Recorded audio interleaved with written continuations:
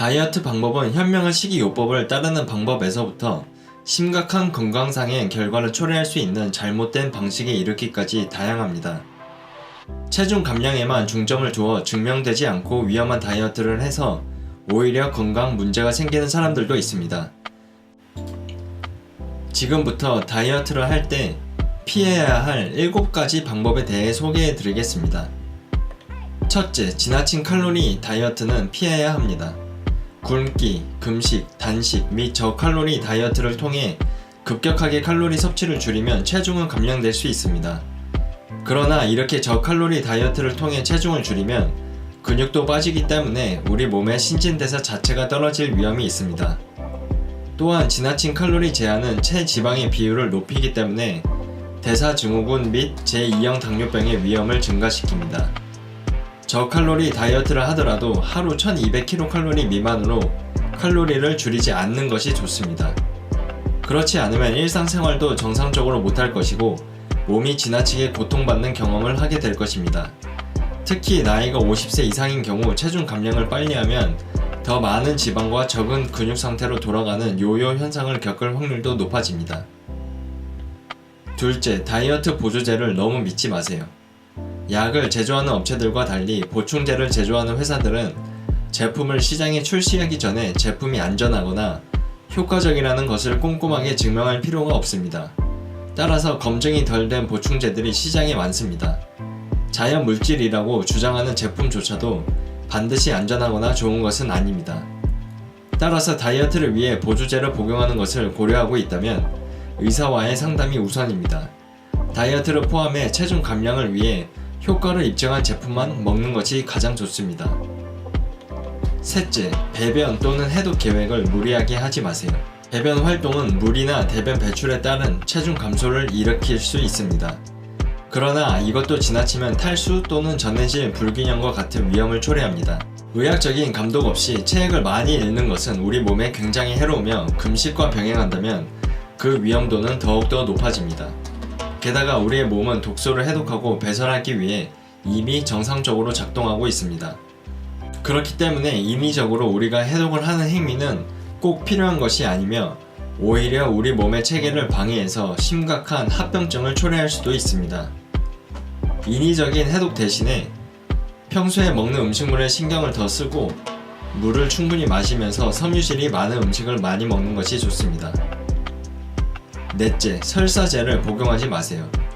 다이어트를 위해 설사제나 완화제를 남용하고 구토까지 하는 사람들이 있습니다. 이렇게 건강에 해롭고 안전하지 못한 다이어트 방법은 대학생이나 일부 젊은 여성들 사이에서 꽤나 흔합니다.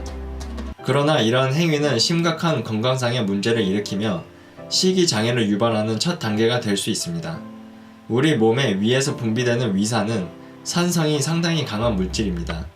음식이 소화되기 위해서는 강한 산이 필요하기 때문입니다. 음식물은 위장에 머물러 있어야 하며 식도로 역류하지 말아야 합니다. 그런데 이런 상황에서 인위적으로 구토를 하게 되면 산성도 때문에 식도, 구강 및 치아에 손상을 줄 수 있습니다. 이것은 특정 암이나 충치 등의 위험을 증가시킬 수 있으며 주기적으로 이런 일이 일어날 경우 더욱 심각한 문제를 초래할 수 있습니다. 게다가 이런 행위들이 장기적으로 이어진다면 또 심각한 탈수 및 전해질 불균형을 야기할 수도 있습니다. 다섯 번째, 극단적인 운동을 피해야 합니다. TV 방송을 보면 극단적인 운동을 통해 다이어트에 성공했다는 사람들이 있습니다. 그러나 현실 세계에서는 중대한 문제를 발생시킬 수 있습니다. 부상의 위험뿐 아니라 탈수, 전해질 불균형의 위험도 늘어나기 때문입니다. 또한 운동을 많이 할수록 몸의 관절이나 특정 부분이 마모될 위험도 커집니다. 미국 심장협회는 일주일에 5일 동안 적당히 강력한 유산소 운동 30분 또는 3일 동안 강력한 심장 운동 20분 정도 하는 것을 추천합니다. 또한 온몸의 근육을 이완시키고 쓰는 웨이트 트레이닝을 일주일에 2회에서 3회 정도 하는 것을 추천합니다. 어떤 사람들은 운동을 많이 할수록 건강해진다고 착각합니다. 그러나 그러한 강박적인 운동은 건강에 오히려 좋지 않습니다. 앞에서 말했지만 운동을 통해 다이어트를 하고 싶다면 적당한 강도와 방식을 택하는 것이 현명한 방법입니다. 여섯 번째, 불법 약물 또는 다른 약물의 오남용을 하지 마세요.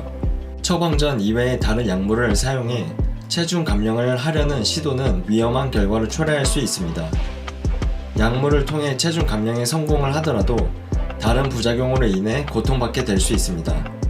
예를 들어 약물 중독, 인간관계 및 재정 문제, 불안, 심한 두통, 뇌졸중과 같은 문제가 있습니다. 어떤 목적으로든 불법적인 약물을 사용하는 것은 우리가 피해야 하며 의사의 감독 없이 마약을 사용하는 것은 매우 위험합니다.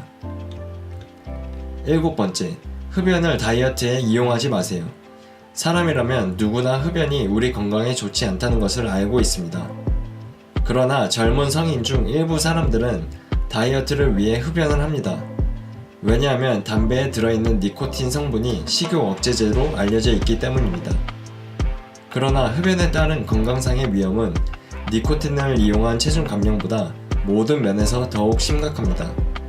흡연은 심혈관계와 호흡기 및 기타 질병을 유발하는 등 신체의 거의 모든 기관에 해를 끼칩니다. 특히 수많은 건강 위험에도 불구하고 가장 무서운 것은 흡연을 한번 하기 시작하면 끊기가 어렵다는 것입니다. 따라서 가장 좋은 다이어트 방법은 우리의 라이프 스타일에 맞는 다이어트를 하는 것이고, 단기간에 이루어지는 다이어트가 아닌 장기간 지속할 수 있는 다이어트가 좋습니다. 도움이 되셨다면 구독과 좋아요 눌러주세요. 다음에도 도움이 되는 영상을 만들겠습니다.